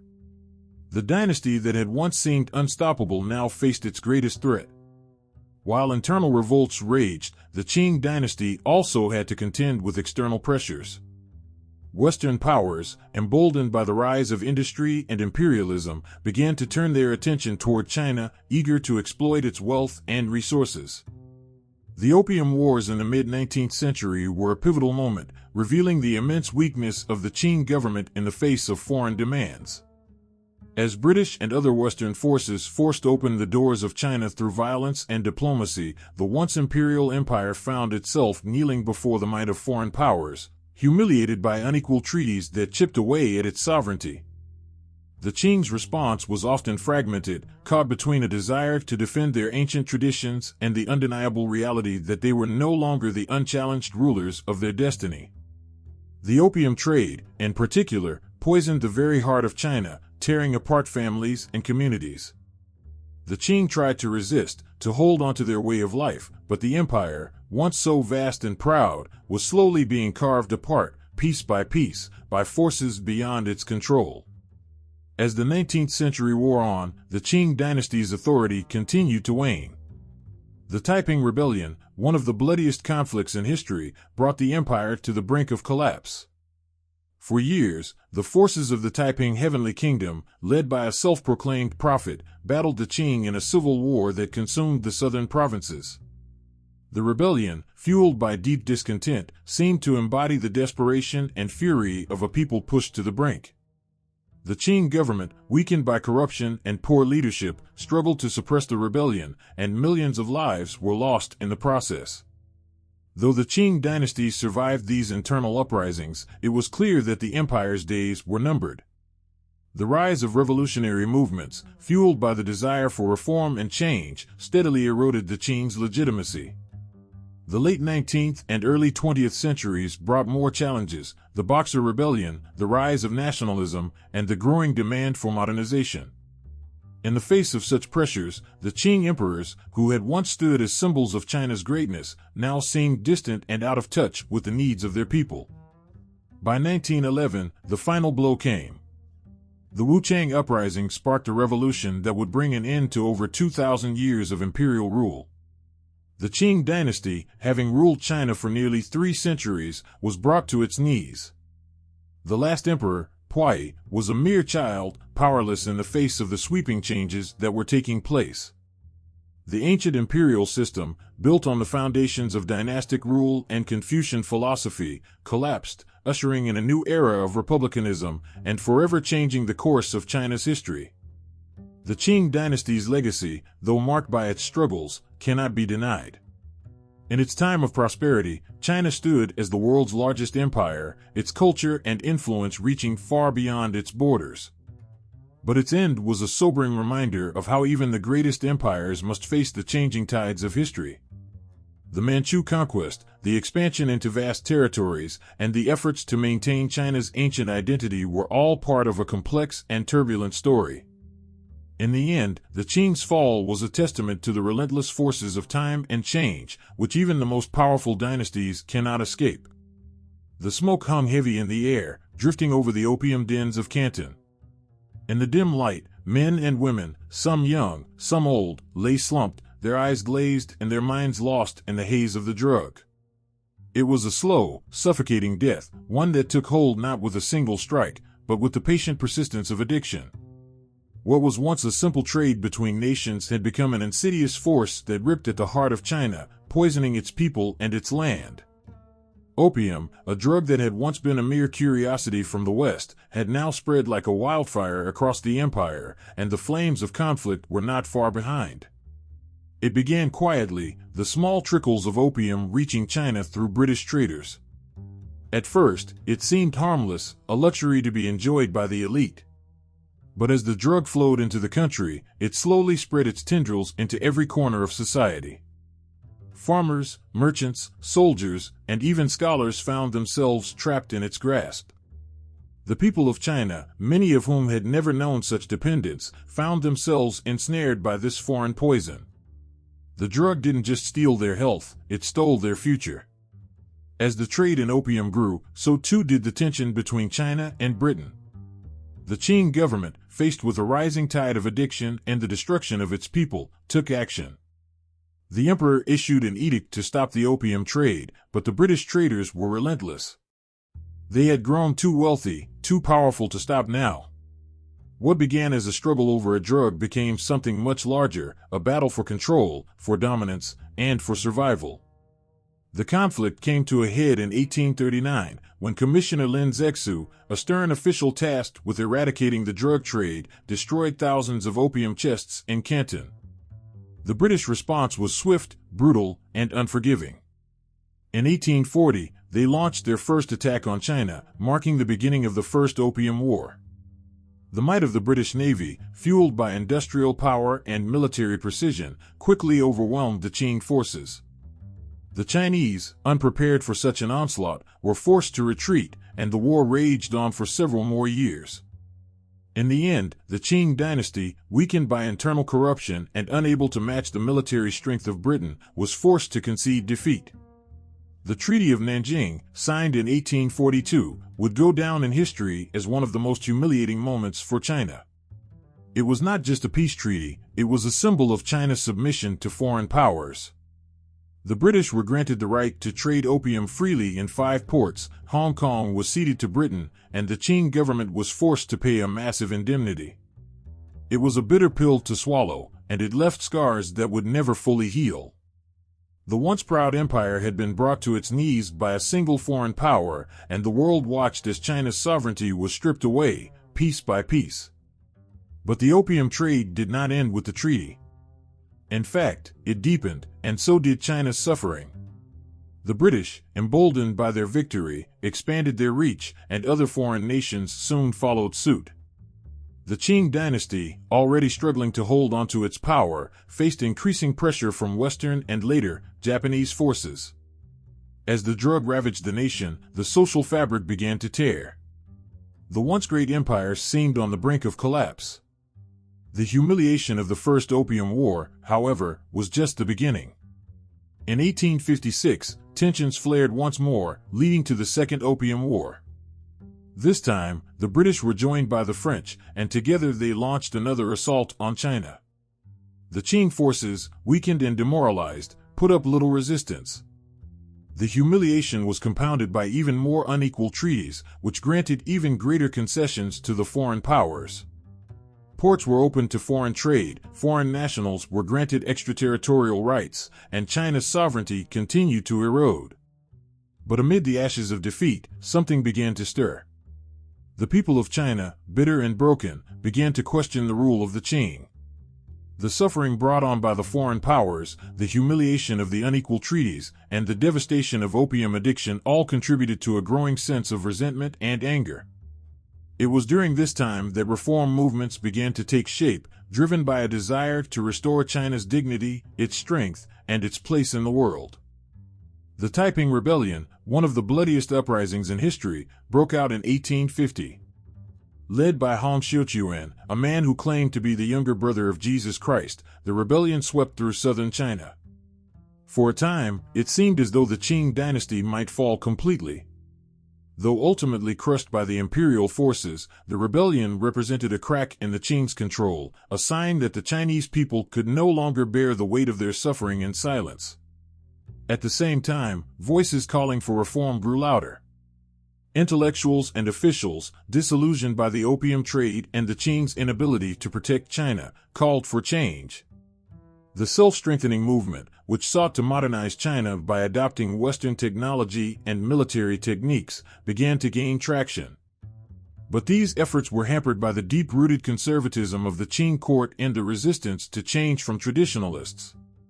The nation was at a crossroads, caught between the past and the future, struggling to find a way forward. Yet, no matter how hard the Chinese people fought to reclaim their nation's dignity, the weight of history continued to press down on them. The Opium Wars and the unequal treaties had left deep wounds that would take generations to heal. The sense of shame and vulnerability was woven into the very fabric of Chinese society, a reminder of what had been lost and what was still slipping away. And as the foreign powers continued to exert their influence, the hope of a unified, sovereign China seemed to slip further and further from reach. In the years that followed, the repercussions of the Opium Wars would be felt in every corner of the empire. The drug trade continued to devastate the population, and China's political and social structure was shaken to its core. But amid the pain and suffering, a new spirit began to rise. The Chinese people, pushed to the brink, began to find new ways to resist and rebuild. The road ahead would be long, but the flame of determination and resilience burned bright, one that would eventually light the way for the rise of modern China. The earth trembled with the weight of an empire in turmoil. It was not a single battle that shook China to its core, but the relentless tide of rebellion that seemed to sweep across the land, consuming everything in its path. One rebellion bled into the next, as the people, broken and battered by foreign invasion and internal corruption, rose up to demand change. Their voices rang out, defiant and full of rage, and the cries for freedom echoed across the country.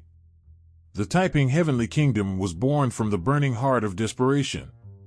Led by a man who claimed to be the younger brother of Jesus Christ, Yuan gathered a vast following of peasants who had suffered under the weight of the Qing Dynasty's ineptitude and the foreign humiliation that had been imposed upon them.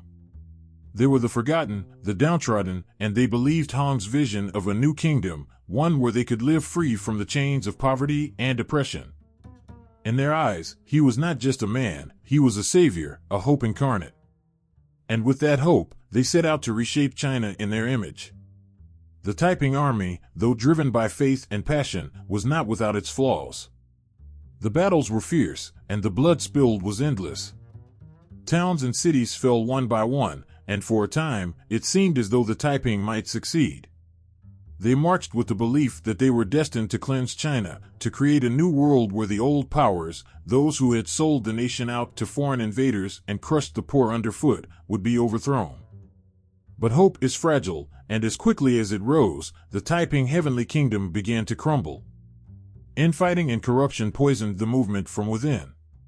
The once idealistic leaders were consumed by power, and the brutality of the war turned what had been a cry for justice into a grotesque, violent struggle.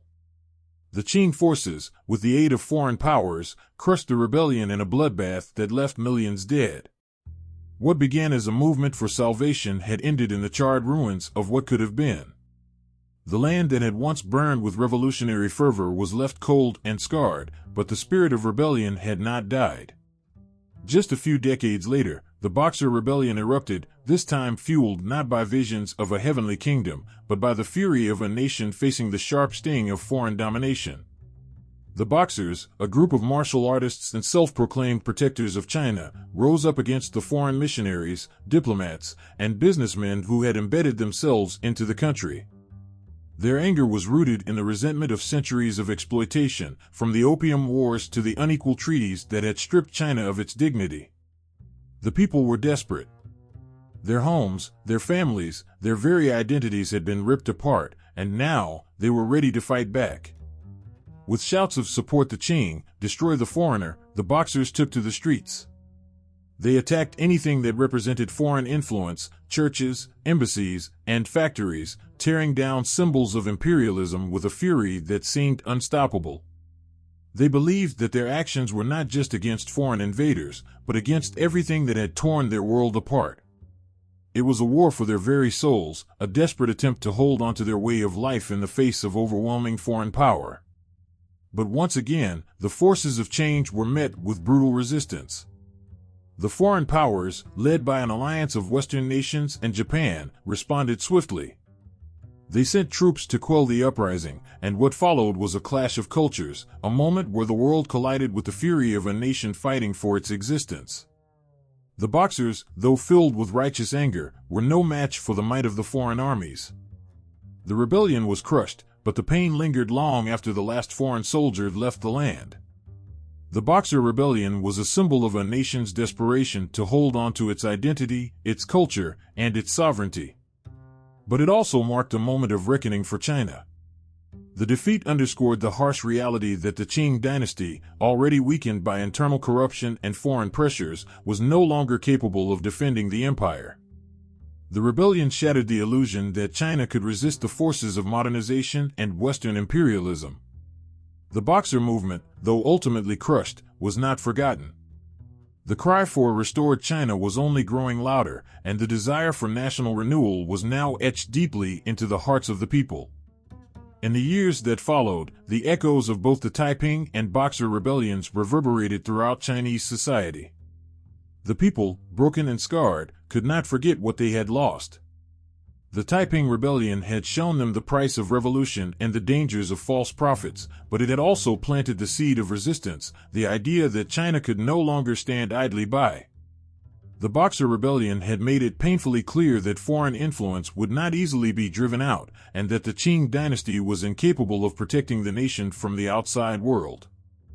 These uprisings, though brutal and devastating, had a profound impact on China's national identity. They shaped the way the Chinese people viewed themselves and their place in the world. The pain of defeat, the bitterness of humiliation, and the deep scars left by both rebellions became the driving force behind the rise of new ideas, new leaders, and new movements. The quest for a stronger, more unified China was no longer just a dream, it was a necessity. And so, through the bloodshed and suffering of these rebellions, China's spirit was not broken, but transformed. The cry for change, for a China that could stand tall on its own once again, echoed through the nation. The Taiping and Boxer rebellions were not just stories of defeat, they were stories of resilience. They were a testament to the unyielding will of the Chinese people to fight for their future, no matter how great the cost. Even in the face of overwhelming odds, the heart of the nation beat on, stronger and more determined than ever. The sound of a single shot echoed through the heart of China, marking the beginning of the end for an empire that had ruled for over 200 years. The year was 1911, and in the streets of Wuchang, the old ways of power, blood, and tradition were about to shatter. The people had grown tired of a dynasty that seemed too distant, too broken to lead them through the storm. The weight of centuries had crushed their spirit, but now there was a spark, a flicker of hope, that refused to be extinguished. Sun Yat-sen stood at the center of this revolution, a man whose vision stretched far beyond the limits of the Qing Dynasty. He was the dreamer, the leader who called for a new China, one that was free from foreign domination and ruled by its people, not emperors. His heart beat for a republic that would lift the common people from the shadows of oppression.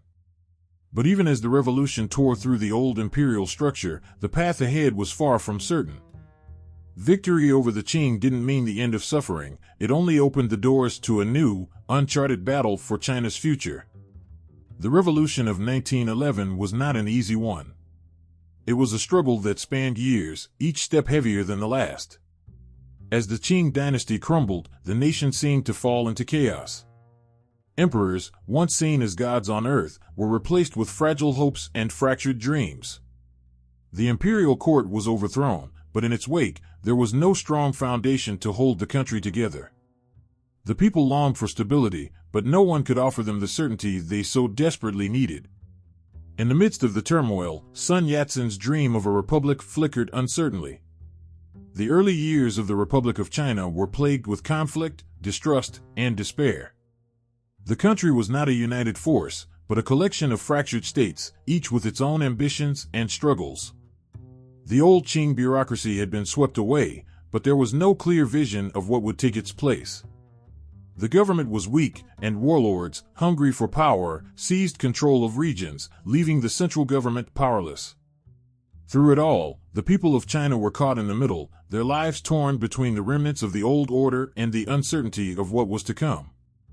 The cities, once vibrant centers of culture and commerce, now echoed with the cries of those caught in the crossfire. Families were separated, homes destroyed, and the hope for a new life seemed more like a distant memory than a reality. But even as the chaos unfolded, two new forces began to rise on the horizon, the Kuomintang and the Communist Party. These movements, though different in vision and strategy, were united by one central belief, that China's future lay in their hands, and that it was time to reclaim the nation's soul. The Kuomintang, led by figures like Chiang Kai-shek, sought to restore order through nationalism, with the goal of unifying the country under a single banner. They believed that China's strength lay in its ability to protect its people from foreign powers and to rebuild its economy from the ashes of the past. On the other side, the Communist Party, inspired by the ideas of Marx and Lenin, believed that only through the overthrow of the old social order, of landlords and rich elites, could China be truly free. Led by figures like Mao Zedong, the Communists embraced revolution as the path to salvation. They promised to give power to the peasants and workers, to build a society where wealth and power were shared among the people, not hoarded by the few. The competition between the Kuomintang and the Communist Party would define China's future for decades to come. Both parties claimed to represent the true spirit of the revolution, but their methods and ideologies clashed violently. The Kuomintang, with its focus on centralized power and military might, fought to preserve the unity of China through strength. The Communists, meanwhile, believed that only through a complete transformation of society could China be freed from the chains of its past. Their struggle was not just political, it was deeply personal, a fight for a vision of the future that was in direct opposition to the status quo. In the midst of this conflict, the people of China suffered. The dream of a republic had been born out of their suffering, but it had not yet delivered the promise of peace. Farmers continued to toil in poverty, workers labored in factories with little hope for a better future, and families struggled to make ends meet. The early republic, despite its promise, was a fragile and broken thing. Yet, through the fog of war and the pain of revolution, the Chinese people refused to give up. Their strength, their resilience, and their desire for a better future sustained them, even as the winds of change howled around them. The battle for China's soul was far from over, but there was a glimmer of hope that someday, somehow, a new China would emerge, one that would belong to the people, not the elites, and one that would stand tall on the world stage. The years that followed would see the nation torn apart by war and strife as the Kuomintang and the Communist Party battled for control of the country. Yet, the fall of the Qing Dynasty, with all its pain and destruction, had laid the foundation for a new China. It had given birth to a republic, even if it was fragile and incomplete. And in the hearts of those who had fought for it, the belief in a better future remained unwavering, even as the struggle for that future continued. In the winter of 1937, the air was thick with the stench of smoke and blood. A once proud nation, ancient and proud, now trembled under the weight of war. The Japanese army had surged across the borders, ravaging cities, leaving destruction in their wake. In the streets of Nanjing, cries of terror echoed as families were torn apart, homes reduced to rubble. The Second Sino-Japanese War had begun, and the land of China was plunged into darkness. The war brought suffering beyond imagination, millions dead, countless more injured. Children cried out in pain as the world they knew crumbled around them. Mothers held their children close, not knowing if they would survive the next day. Every town and city fell under the shadow of foreign invaders, while China itself was torn between the remnants of its imperial past and the hope of a new future. The people of China fought not only for survival but for their identity, for the very soul of their nation. Through it all, the nationalist government, led by Chiang Kai-shek, stood firm, rallying the people to push back the invaders. But the nationalists were not alone in this fight. In the remote mountains and the vast wilderness of northern China, another army quietly grew stronger. The Communist Party, led by Mao Zedong, had been working in the shadows, waiting for the moment when they could rise and claim their place in the sun. As Japan's terror swept through the nation, the Communists, too, fought back. The war against Japan, brutal and unforgiving, lasted 8 long years. By the time the Japanese finally retreated, China was a country on its knees, broken, exhausted, and divided. But in the heart of that devastation, the war's true cost became clear. The Communist Party had gained strength, their influence growing with every village they liberated, with every soldier who pledged their loyalty to Mao Zedong. They had been patient, they had been resilient, and now they were ready. The end of the Japanese War was only the beginning of another. With the invaders gone, the stage was set for a new conflict, the Chinese Civil War. This time, it wasn't a foreign enemy threatening to destroy the country, it was a battle from within. On one side stood the nationalists, fighting to maintain control, to preserve their vision of a modern China. On the other side, the communists, who had won the trust of the people with promises of equality, of land, of a new future for the peasants who had long been oppressed. The Civil War was fierce and bloody. Brothers fought brothers, neighbors against neighbors. The air was filled with the sounds of gunfire and the cries of those who had lost everything. It seemed like the land itself had been scarred beyond repair. In the cities, the nationalists held their ground with an iron fist, but the communists were relentless. They had the support of the people, and they had time on their side. Slowly but surely, Mao Zedong and his forces advanced, inching closer to victory with each passing day. The war dragged on, year after year, leaving a trail of destruction. But in the midst of the chaos, Mao Zedong stood unwavering, his vision clear. He knew that China's future could not rest in the hands of the old ways. The peasants, the workers, the common people, they were the heart of the revolution.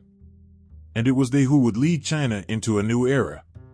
Finally, in 1949, after years of struggle, Mao Zedong stood before the world and declared the birth of a new nation. The People's Republic of China was born, and with it, a new chapter in the nation's history began. The old order, the old government, the old ways of power, they were gone. The communists had won, and China would never be the same again. The streets of Beijing were filled with cheers as people celebrated the end of a long and painful chapter. For the first time in decades, there was hope. The promise of land, of equality, of a society where the people had power, these were not just dreams anymore. Mao's vision was now a reality, and the Communist Party had the reins of the nation in their hands. But even as the triumph echoed through the streets, the cost of this victory was immense. The sacrifices made by those who fought, by the millions who gave their lives, could never be fully counted. And for the millions more who lived through the suffering, the memories of the war, of the civil strife, would never fade. The People's Republic of China might have been born in 1949, but the scars of the past remained, etched deep in the hearts of the people. Yet, there was no turning back. The Communists had seized the future, and they would not let go. The world watched as China emerged from its long night of war and revolution, and with it came the hope of a new beginning. But the road ahead would not be easy. It would be filled with challenges, with struggles, and with the constant tension between the dreams of the revolution and the reality of governing a vast and diverse nation. Mao Zedong's China was not a perfect place. It was a land still healing from its wounds, still trying to rebuild. But the people, who had suffered so much, held on to the belief that they could create something better. The country was young, and in its youth lay the potential for greatness. The birth of the People's Republic of China marked the end of one era, but the beginning of another. An era of hope, of pain, and of the unyielding determination to carve a new future from the ashes of the past. In the early 1960s, the fields were empty. Where there should have been bustling farmers sowing seeds, there were only barren stretches of land. The faint echo of workers' voices that had once filled the air with hope was now replaced by silence. All across China, there was hunger. People were starving, struggling to survive, as a dream had turned into a nightmare. Mao Zedong had envisioned the Great Leap Forward as a way to push China into a new era, a time of rapid industrialization, a time when the country would rise as a powerful force in the world. But as the government pushed for massive agricultural and industrial reforms, the results were disastrous. The land was mismanaged, food production plummeted, and millions of people died from famine. What was meant to be a leap forward had instead become a step backward, one that would leave a deep scar on the nation. The country mourned, but that mourning didn't last long. The pain, the devastation, and the loss were soon overshadowed by an even darker chapter, the Cultural Revolution. It was as if, in the ashes of failure, a fire had been kindled, one that would sweep through the nation, burning everything in its path. Mao, perhaps in search of redemption or perhaps blinded by his own vision, turned the country upside down, calling for a cultural purge, an attempt to reshape Chinese society. The streets, once full of workers and farmers, were now filled with fervor, with passion, and with chaos. The Red Guards, mostly young students, marched through cities and villages, carrying their little red books filled with Mao's words. They wore red armbands and shouted slogans. They were determined to tear down the old ways, to rid China of its counter-revolutionaries and capitalist rulers. Temples, art, books, symbols of China's long and rich history, were destroyed. The past was erased, as the country looked only toward the future, though no one was sure what that future would hold. The Cultural Revolution wasn't just about politics, it tore through the very heart of Chinese society. Teachers, intellectuals, anyone who seemed to question the revolution, was targeted. People were humiliated, dragged through the streets, and forced to confess to crimes they never committed. They were stripped of their dignity, their voices silenced in a desperate attempt to enforce uniformity. Schools shut down. The youth, filled with ideals and fervor, replaced decades of education with a distorted view of the world, one in which their leaders were infallible, and their purpose was to serve without question. Families were torn apart. Fathers and sons, mothers and daughters, betrayed one another in the name of loyalty to Mao. It was a time when nothing was sacred, not history, not family, not truth itself. In the midst of this madness, it was hard to see hope. For many, the world had become unrecognizable. The very fabric of society seemed to be unraveling. Then, as all storms must, the Cultural Revolution slowly came to an end. Mao's grip on power began to weaken, his health failing, and his vision shattered by the chaos he had unleashed. But the damage was done. The scars left on China's social fabric were deep and lasting. The wounds, both physical and emotional, would take years to heal. For many, the Cultural Revolution became a time of reckoning, a time when the nation had to come to terms with the consequences of a misguided dream. In the aftermath, China had to rebuild piece by piece, inch by inch. The pain was still fresh, the memories still raw. But the country, driven by a new sense of determination, began to rebuild itself. It wasn't an easy process. The mistakes of the past hung heavy over the nation, reminding everyone of the dangers of blind faith and unchecked power. Slowly, China reopened its doors to the world, allowing the outside influences that had been so tightly controlled during the Cultural Revolution to seep back in. Education, which had been suspended for so long, began to return. Students once again walked through the gates of schools, eager to learn and to build a better future. The arts, which had been suppressed, found their place once more. But it was not just a return to the past. The rebuilding of China was an effort to find balance, to learn from past mistakes and look toward a new way forward. The struggle for identity became a central theme. How could a country that had been through so much pain, so much turmoil, redefine itself? Was it possible to move beyond the years of destruction, to rebuild trust and unity after so much betrayal? The path was long, and at times, it seemed uncertain. But the Chinese people, resilient as always, began to rebuild their culture, their education, their lives. The Cultural Revolution had left a deep mark on China, one that would never fully fade. But from that pain came a determination to grow, to change, and to ensure that the future would be different. The struggle, the losses, and the devastation were all part of the country's story, a story that was still being written. Though the scars would remain, so too would the strength to move forward.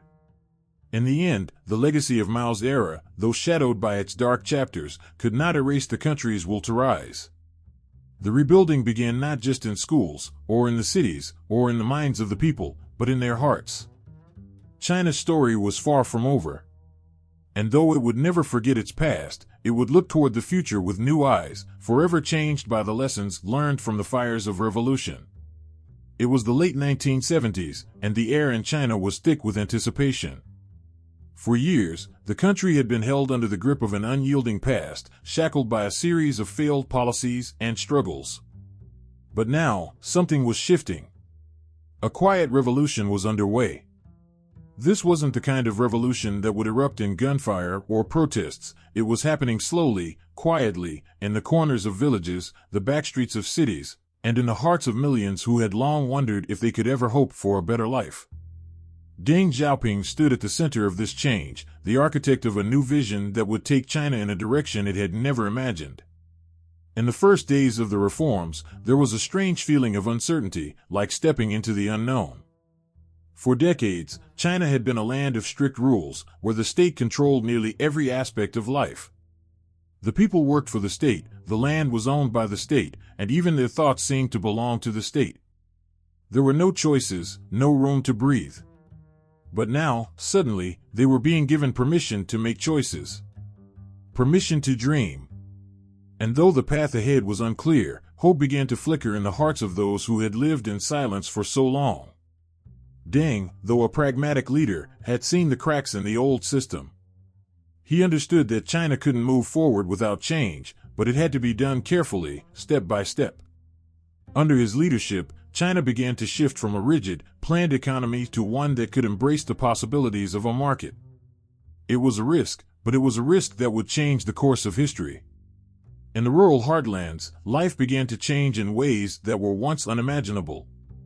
People who had toiled endlessly in the fields, living in a cycle of poverty and hardship, suddenly found themselves with a little more freedom. The government had loosened its control on agriculture. Now, farmers were allowed to keep a portion of their harvest for themselves. They could sell it in the market, and they could use the profits to improve their lives. For the first time in generations, they saw a glimpse of what it might be like to own something, to feel like their hard work had meaning beyond just surviving. The idea that they could earn money for themselves, for their families, filled them with a sense of possibility. Their lands, once barren with scarcity, began to thrive with the fruits of labor. But not everyone saw the same changes. In the cities, the effects were even more pronounced. Factories that had long been stifled by inefficient state-run systems were now bustling with new energy. With the open doors to foreign investment and new technology, the cities began to pulse with a new life. In the streets, people could buy goods from all over the world, items that had been unimaginable before: televisions, refrigerators, cars. It was as if a veil had been lifted, revealing a world they had never known existed. They walked through the markets, their hearts pounding with the realization that they could now buy what they wanted, not just what was allotted to them. But with this newfound freedom came the pressure of change. It was thrilling, yet frightening. In some ways, it was like a child being handed a toy they didn't know how to use, or a person suddenly finding themselves in a new world where the rules were unfamiliar. The gap between the rural and the urban began to widen. While cities thrived with new opportunities, many in the countryside felt left behind. The struggle to balance the rapid development of urban areas with the needs of the rural population became one of China's greatest challenges. But for the first time in decades, there was a chance for hope to grow. Deng's vision wasn't just about economics, it was about survival. The policies he put in place didn't just open up markets or industries, they opened the doors for millions of people to have better lives. The family farm system gave people more power over their futures. It allowed them to shape their destinies, rather than have their lives dictated by a distant government. And while this shift wasn't without its challenges, it sparked something deep in the hearts of the Chinese people, a belief in themselves, a belief that change was not only possible but that it was coming. But the road was not without its struggles. For all the progress that was being made, there were parts of China where the old ways of thinking still held sway. People were being pulled in different directions. The idea of moving away from the comfort of a state-controlled system to one where personal freedom and choice were key was both exhilarating and terrifying. For some, the changes felt too fast, too foreign. They couldn't keep up with the relentless pace of urbanization or the dizzying new opportunities that were opening up. And yet, they could feel the winds of change pressing against them, pushing them forward whether they were ready or not. Yet, despite these challenges, China was on the move. It was as if a dam had broken, and the flood of progress couldn't be stopped. The rural population, long relegated to the shadows of society, began to find their voice in this new world. The urban population, too, was growing, emboldened by the opportunities and the wealth that was beginning to trickle in. The factories hummed with activity, the cities grew taller, the country began to shine with a new, uncertain brilliance. But even as the reforms took root, there were still remnants of the past, shadows that clung to the people's hearts. The political system remained tightly controlled, even as the economy was opening up. The party had to balance the push for personal freedoms with the need to maintain control. Deng's leadership was a tightrope walk, one where even a slight misstep could result in catastrophe. Still, the changes were undeniable. The country that had once been isolated, stagnant, and impoverished was now brimming with potential. People from every corner of the country could feel the hum of possibility in the air, like an electric current running through the streets. China was waking up, stretching its limbs, and stepping into a new world, a world that, though full of uncertainty, was filled with hope. For those who had lived through the hardships, the poverty, the loss, the years of stagnation, the reforms brought something unexpected, a new dream. It wasn't perfect, and it wasn't easy. But it was a chance to rebuild, to grow, and to prove that they could not only survive, but thrive. The transformation was slow, and it was painful at times, but it was the beginning of something great. And though the journey had only just begun, it was clear, China was no longer standing still. It was moving forward, one step at a time, into a new future. In the heart of modern Beijing, amidst the gleaming glass skyscrapers and the constant hum of progress, an old temple stands. Its ancient walls, worn by centuries of history, whisper tales of a time long past. Here, beneath the towering shadows of the modern world, a group of people kneels in silent prayer, honoring a tradition that has endured for over 2 millennia. The incense rises, curling into the sky, carrying with it not only the scent of reverence, but also the weight of an ancient wisdom. As the world around them races forward, they remain grounded in something timeless, something that cannot be hurried or erased. In China, the old and the new exist side by side, often in harmony, sometimes in tension. It's a dance between tradition and modernization, a balance that is delicate and often precarious. The great philosophies that have shaped China for centuries, Confucianism, Daoism, and Buddhism, are not relics of a bygone era. They live and breathe in the streets, in the minds of the people, in the decisions they make and the way they live their lives. Confucianism, with its emphasis on family, respect, and order, still guides the hearts of many. In a world where individualism is beginning to take root, the values of Confucius persist in the daily interactions between generations. Children are still taught to honor their parents, elders are still revered, and the weight of one's actions on the collective good is never forgotten. At family gatherings, it is not just the food that matters, but the connections, how the younger generations listen to the stories of the old, how the teachings of the past are passed down. In a society that is rapidly changing, these connections form the roots that hold people steady, even when everything else seems to be shifting.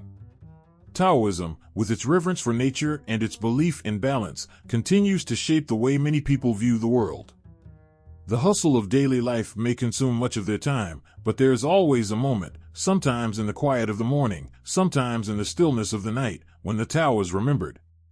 The idea that life must be lived in harmony with the forces of nature, that we must let go of our rigid need to control everything, is a teaching that speaks to the heart of modern China. People still seek to live in accordance with the natural world, whether it's in the practice of Tai Chi in the park or the quiet contemplation of a winding river. In the midst of concrete jungles and crowded streets, there are still moments where the Tao is felt, where the deep wisdom of living in harmony with the world surrounds them. And then there is Buddhism, which has woven itself into the fabric of China for over 1,000 years. It's a philosophy that teaches compassion, peace, and the importance of letting go of attachment. Buddhism's influence can be seen in the rise of meditation centers in cities, in the growing number of people who seek peace through quiet contemplation, and in the simple, yet profound, respect for all living things. As the world becomes more materialistic, as people chase after fleeting dreams, Buddhism calls them back to what truly matters: inner peace, kindness, and a deep connection with the world around them. The teachings of the Buddha are not just found in temples, but in the way many Chinese people interact with the world, with a sense of patience, humility, and understanding. Yet, despite the strong influence of these ancient traditions, China is a nation in the midst of an overwhelming transformation. The ancient ways of thinking and living must coexist with the rapid pace of modernization. Cities rise, industries boom, and technology advances at a pace that can leave the traditional world behind.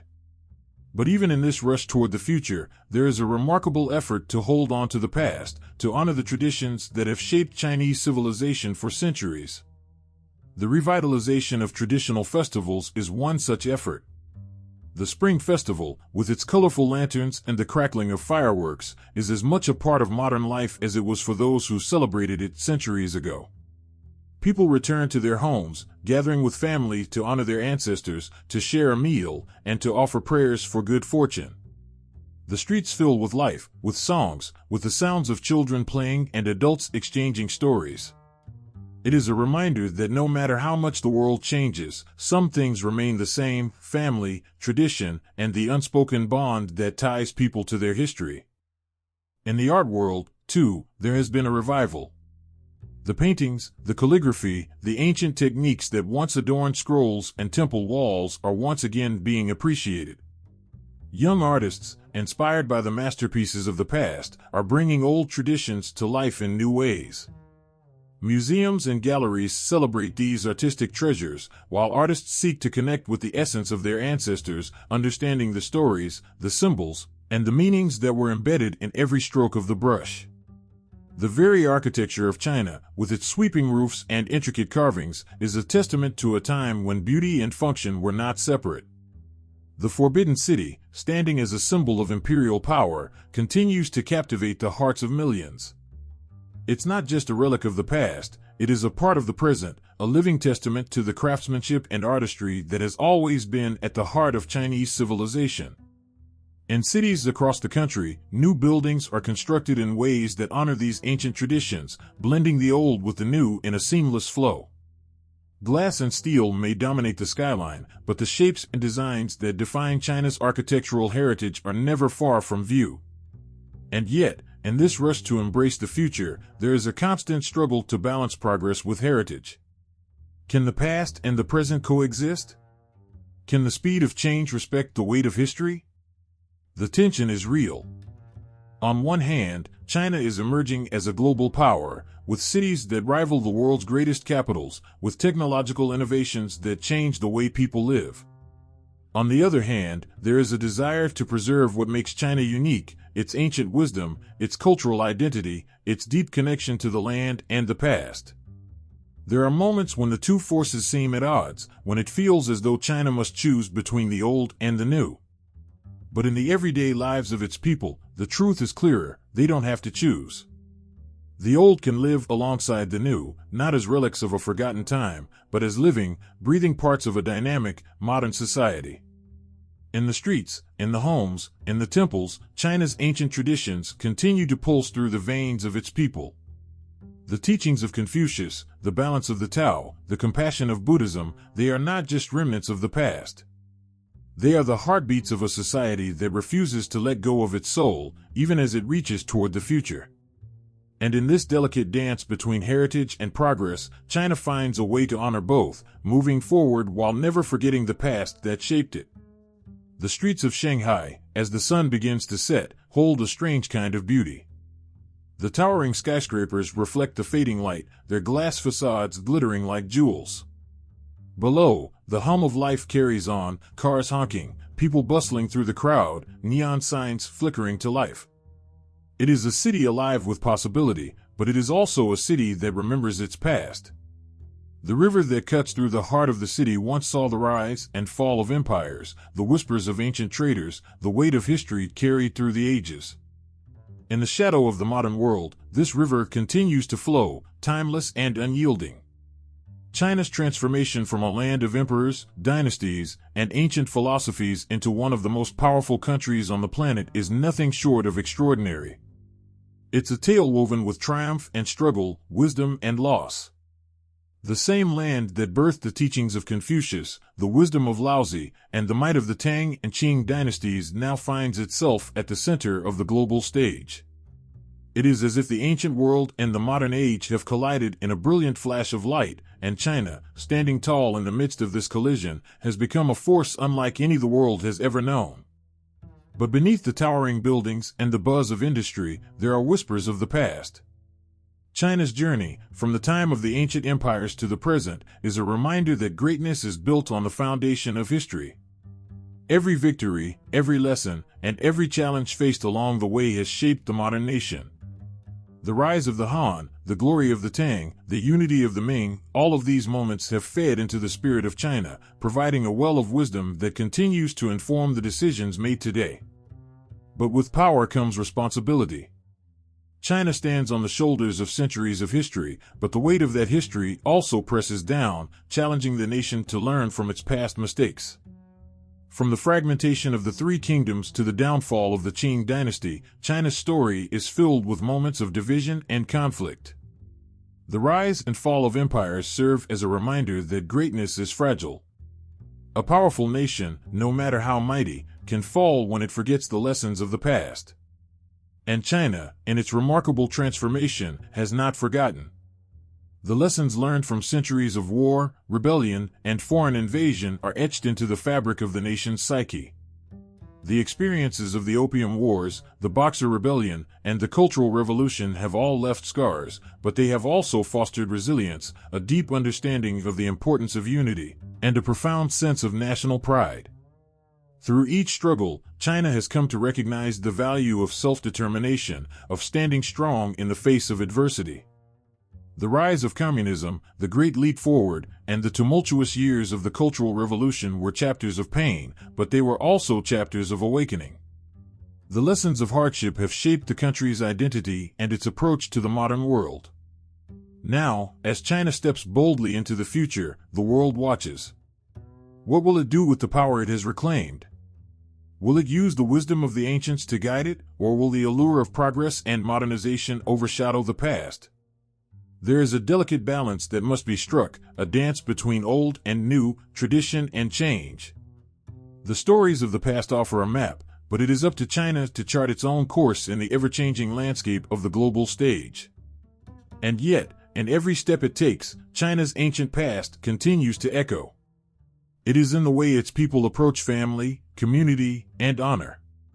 It is in the way the country navigates its relationships with the world, proud, determined, but always mindful of its history.